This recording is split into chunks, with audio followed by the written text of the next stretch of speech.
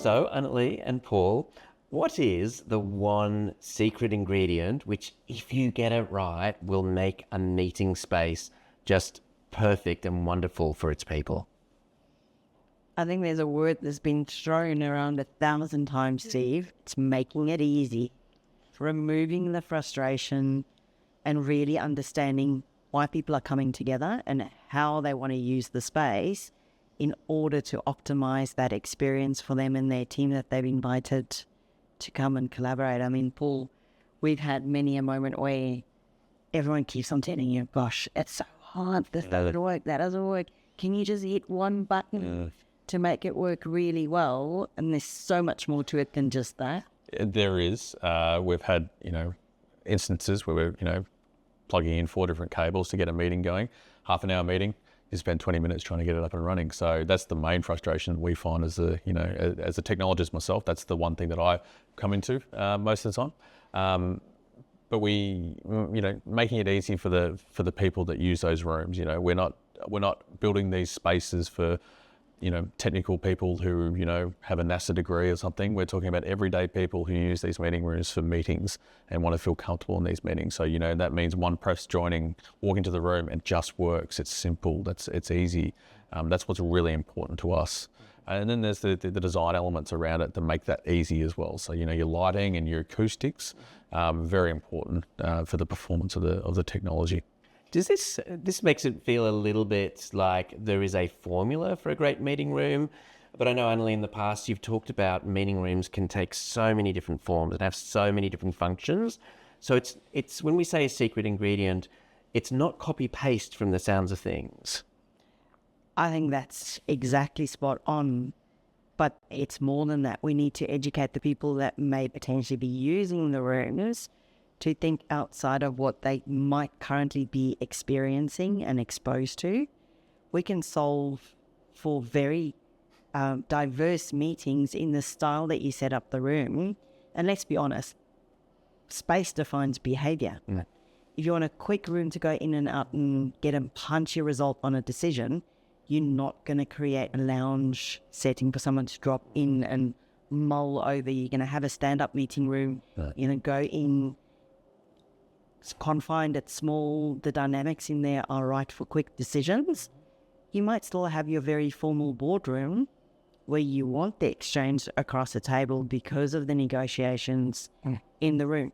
You may create really dynamic space for innovation moments where you want people to scribble. You might have the tech in there that allows for it to be quite fluid. So I really think people need to be educated on how far we can push the boundaries to define what a meeting room may be. And it could look, so diverse. So we might have a theory that easy, when we say a meeting room needs to be easy for its people, that easy might take different forms depending on what the people are trying to achieve.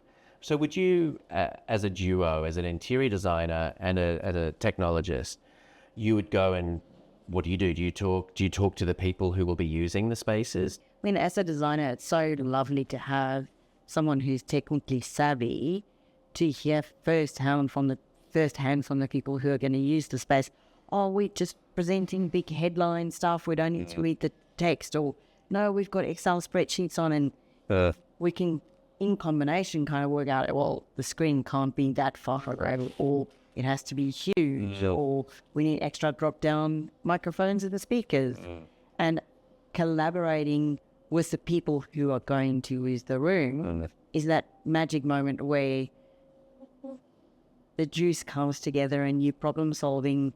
It's not just here's your ultimate solution. That's the only thing that you can do. Correct. It's exploring that makes the magic moments, I think. Yeah, I agree. And there's actually a science to it all, right? Like, there is actually a science to what the human can read on a display depending on the content that they're trying to look at. So, for instance, it might be a 75-inch screen, might be a viewing distance of 3 meters, for instance, depending on what content is up there. So we take all that kind of into account, and audio measurements within the room and speaker measurements within the room that interact with the different elements, the design elements in there to make sure we get that perfect space. Yes.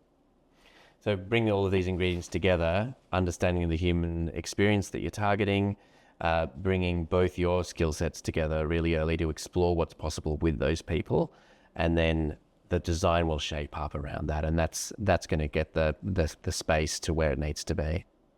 I also think there's an element of when you explore what can be, people who are going to use the space come to understand that perhaps there's a behavioral change that needs to happen in order to get the most out of the room. Yeah. Instead of arriving with a very set mindset of, it's a meeting room, why is there a stand-up table? If someone understands the intent behind the stand-up table, they'll use it really effectively. I know I'm playing the role of the interviewer here, but actually as in change management journeys that I've sort of led, we'll often do storytelling in the lead up to the reveal of the final meeting room. And so people are actually imagining for themselves what will flourishing look like in this space. And they'll say, I can't wait to get in and connect really closely with someone here. This is a place for vulnerable, real, challenging conversations. Or this is a place to get stuff done. But it means that they're coming in with intent and they're matching their intent and their behavior to what was originally sort of uncovered at the start of the whole process.